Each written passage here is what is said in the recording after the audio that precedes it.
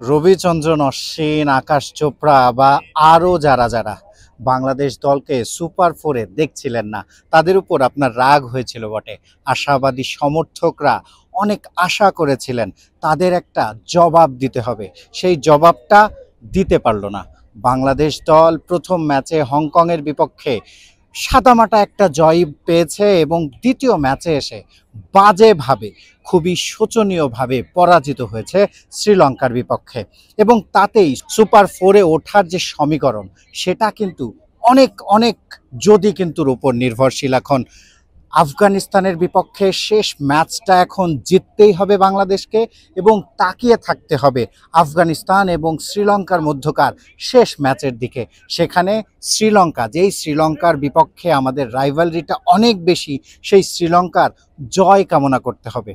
ভাবা যায় সুপার ফোরে ওঠার এত এত সমীকরণ যখন সামনে, তখন টাইগাররা মোরালি অনেক অনেক ডাউনি থেকে শেষ ম্যাচ খেলা শুরু করবে। যদিও আজ ম্যাচ পরবর্তী সংবাদ সম্মেলনে জাকের আলী অনেক এসে বলছিলেন তারা আশা ছাড়তে নারাজ, আশা এখনও আছে, তারা আফগানিস্তানের বিপক্ষে জয়ের জন্য খেলতে নামতে চান।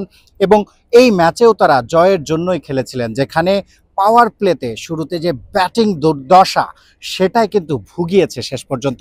বারবার তিনি এই টপ অর্ডারের রানের যে খাতা তারা খুলতে পারেনি, দুই ওপেনার তাদের কথা বলছিলেন। টপ অর্ডার থেকে রান আসেনি, প্রথম 2 ওভারে স্কোরবোর্ডে কোনো রান আসেনি, এটা আপনি ভাবতে পারেন। এবং শুধু রান আসেনি সেটাও না, দুইটি উইকেট বাংলাদেশ দল হারিয়ে ফেলেছে।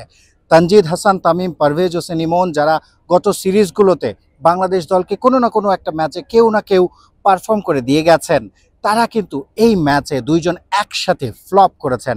এবং শুধু ফ্লপই নয়, দুজন কোনো রান করতে পারেননি এবং প্রেশারটা বাড়িয়ে দিয়ে আউট হয়েছেন। এরপর যেটা হয়েছে, তাওহিদ হৃদয়ের রান আউট বলেন, শেখ মেহেদির ওয়ানিন্দু হাসারাঙ্গার বল বুঝতে না পারা, লিটন দাসের রিভার্স সুইপ করতে গিয়ে আউট হওয়া, এবং শেষ দিকে শামীম হোসেন পাটোয়ারি এবং জাকের আলী অনেকের একটা বড় পার্টনারশিপ। কিন্তু যা ক্ষতি হবার, জাকের আলী অনেক বারবার যেটা বলছিলেন, একবার তো এটাই বলে ফেললেন যে আমাদের আসলে বেশি টপ অর্ডারের ব্লেম দেওয়া হয়ে যাচ্ছে।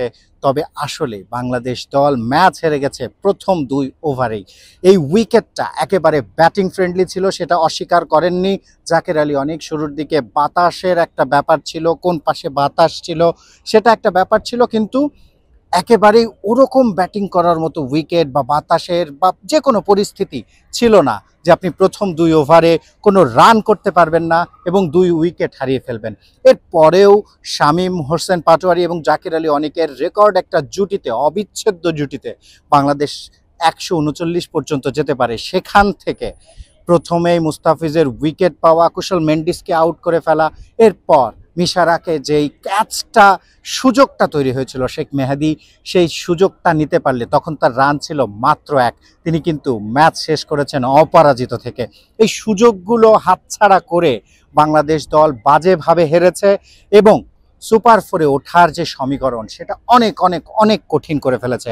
শুরুটা যেভাবে করেছিলাম, রবিচন্দ্রন অশ্বিন, আকাশ চোপড়া, যাদের কথা শুনে আমাদের সবার মন বিষিয়ে উঠেছে, বারবার মনে হয়েছে বাংলাদেশকে কি তারা সঠিকভাবে মূল্যায়ন করেছে। দ্বিতীয় ম্যাচ, প্রথম 2 ম্যাচ শেষ করে অনেকে হয়তো এটা বলতেই পারেন তারা আসলে ঠিকই বলেছিলেন।